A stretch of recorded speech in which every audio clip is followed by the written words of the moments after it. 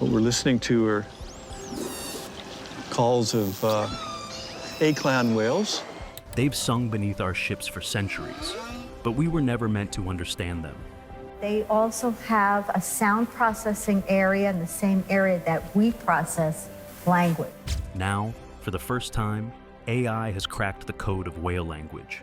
A breakthrough for scientists after they had a 20-minute conversation with a humpback whale. And what it's revealing isn't just communication, it's culture, warnings, even rebellion. They carry family connections, name-like identifying calls. This isn't sci-fi, it's happening. And it changes everything. What can I do for you, sweetie? Echoes in the deep. Long before satellites mapped the seas, sailors returned from voyages whispering about voices in the deep. They spoke of mournful songs that drifted through wooden hulls on quiet nights, sounds so haunting that many believed they came from mythical sea serpents or spirits of drowned men. In truth, these were the first human encounters with the language of whales, though no one could prove it then. For centuries, whales were seen as resources, not as singers. Their oil-lit lamps, their bone-shaped corsets, and their lives ended in the harpoons of whaling ships. The ocean's voices were background noise to industry, dismissed as curiosities. That silence only began to break in the 1970s, when a pair of biologists, Roger Payne and Scott McVeigh, captured the songs of humpback whales on tape. The recordings revealed something extraordinary. Long, evolving compositions, hours in length, structured like symphonies rather than animal calls. Those recordings became Songs of the Humpback Whale, an album that sold millions and, against all odds, shifted public opinion. For the first time, the world realized that the giants of the sea were not mindless beasts, but beings capable of creating complex, beautiful soundscapes. The discovery fueled a global conservation movement that pushed whaling nations to the negotiating table and brought humpbacks back from the edge of extinction. It was a revelation, but also a question left hanging in the air. If whales could sing, were they also speaking? The echoes lingered, waiting for someone to listen closer. Project SETI, the audacious dream. If the 1970s proved whales could sing, the 21st century posed a bolder challenge. Could we actually talk to them? That question became the driving force behind Project SETI, the Cetacean Translation Initiative, launched in 2020 by marine biologist and National Geographic explorer Dr. David Gruber. His inspiration came from an unlikely source, the search for extraterrestrial intelligence, or SETI. If scientists could spend decades scanning the skies for signals from alien civilizations, why not apply the same techniques to the alien minds already living on Earth? Gruber's idea was radical, but it drew together an extraordinary coalition. Marine biologists who had spent decades in the water with whales, linguists who studied how meaning emerges in human language, cryptographers skilled in breaking hidden codes, and artificial intelligence experts who were redefining how machines learn. Their shared mission was not just to analyze sounds, but to build the first bridge of two-way communication with another species. They chose the Caribbean island of Dominica as their laboratory. The island is perfect. Steep cliffs drop into deep ocean waters where sperm whales return every year. These whales live in stable family groups, are easy to identify and track, and have rich social lives, making them ideal for long-term study. With $33 million in funding from the TED Audacious project, SETI built what is effectively the world's first underwater observatory for another species. A vast 20 by 20 kilometer network of hydrophones, robotic drones equipped with cameras and sensors, and non-invasive suction cup tags capable of recording heart rate, depth, and movement. Together, these systems captured not just what the whales were saying, but who they were saying it to, and under what circumstances. For the first time, humanity wasn't eavesdropping from the shoreline. We had entered the whale's world with the tools to finally decode it. The whale's code, how AI cracked the patterns. For decades, biologists filled notebooks and hard drives with whale sounds, but the puzzle remained stubbornly unsolved. The problem wasn't a lack of data, it was too much of it. Thousands of hours of clicks and codas blurred into noise that no human ear could reliably parse. Trying to decode it was like staring at static, hoping to see letters form. Artificial intelligence changed everything. By transforming whale vocalizations into spectrograms, visual maps of sound, researchers could feed millions of examples into machine learning models. These weren't ordinary programs. They were built on the same transformer architecture that powers advanced language models, designed to find hidden structure in vast oceans of data. When the AI began analyzing the clicks of Dominica's sperm whales, patterns emerged. The whales' codas weren't random. They were built from consistent components that could be rearranged in meaningful ways.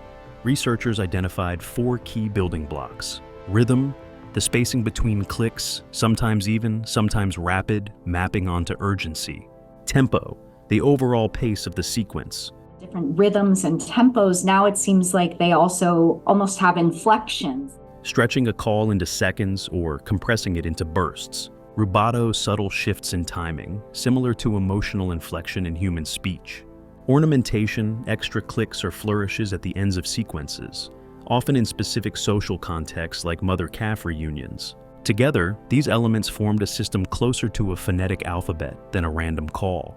Even more astonishing was what the AI found when it compared families across the Caribbean. Each group had its own dialect, with variations that young whales spent over a decade learning, almost like children mastering an accent. When adult males migrated and joined new pods, some adjusted their codas to match, demonstrating cultural adaptation rather than instinct. The implications were staggering. This wasn't just communication, it was a structured, evolving system, what some scientists cautiously call the foundations of language. For humans, language is the hallmark of intelligence. Now it seemed we had company. The silence of the deep had never been silence at all. We simply lacked the ears, and now the algorithms to understand it. Speaking whale, the first human-to-whale conversation. For years, scientists had been content to listen. They cataloged the codas, mapped the syntax, and uncovered layers of structure. But one question loomed larger than all the rest. Could we speak back? Mimicking a recording wasn't enough. The challenge was to generate new whale vocalizations that followed the grammar whales themselves used, and then see if they would respond.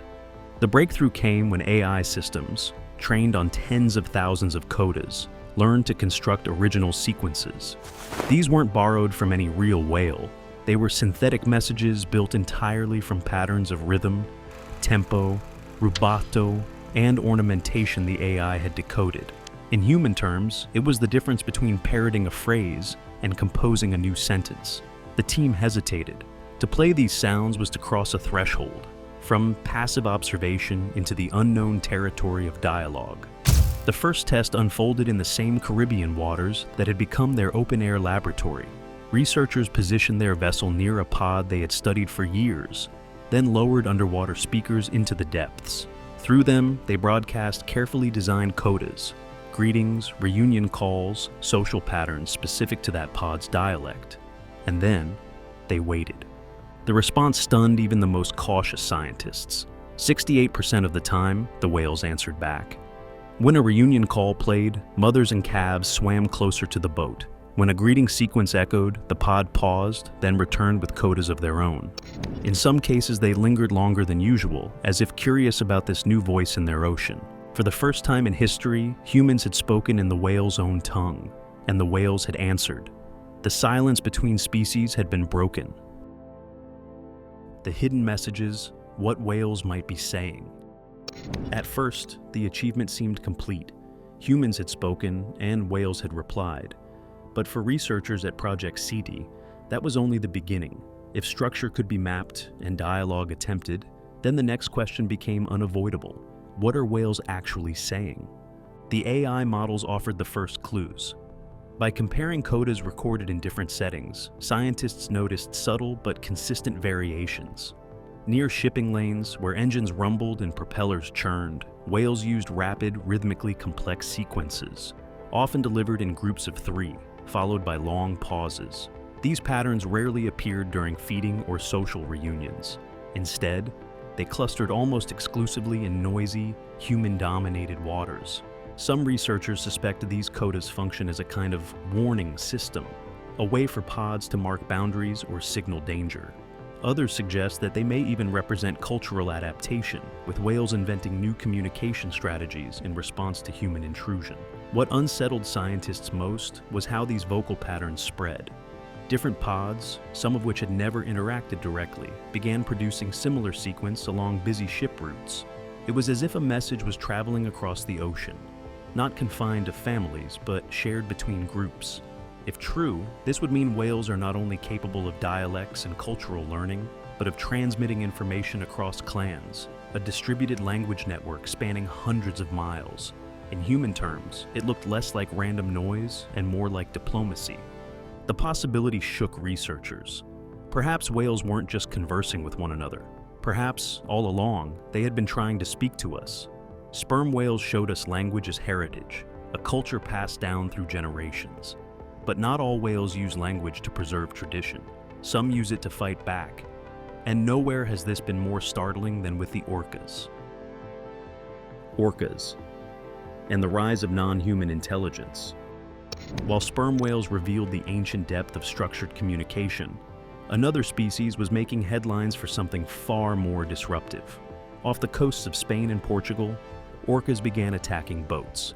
What started in 2020 as a handful of juveniles bumping sailboats escalated into over 670 documented incidents by 2024, with several vessels sunk.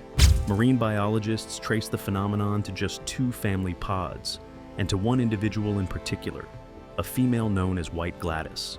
Many believe she suffered a traumatic encounter with a vessel and passed her response on to others. What followed was extraordinary, a cultural cascade. Juveniles copied the behavior, pods coordinated their actions, and the tactic spread along nearly 700 miles of coastline.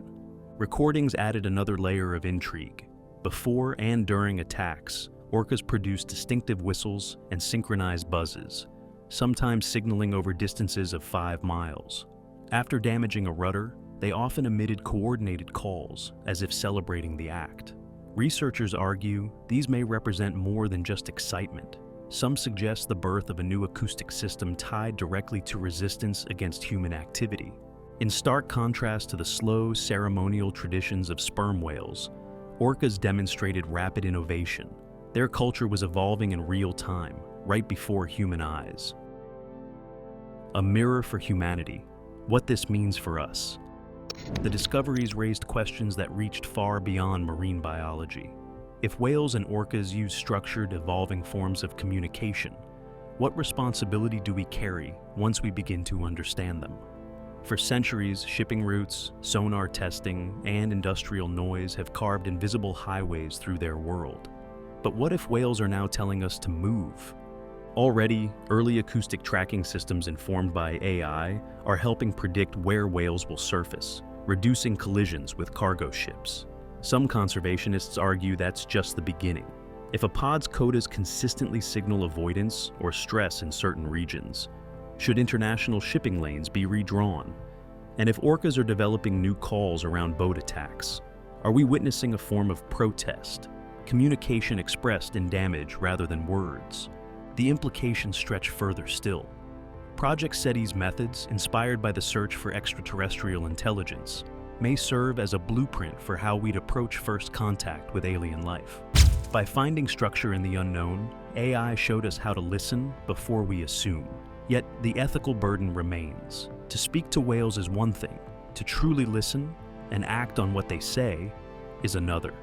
For centuries, we believed the ocean was silent. Now, that silence has been shattered, and the voices we hear are urging us to act. The question is no longer whether we can understand them, but whether we will heed the warnings of the deep before it's too late for both species.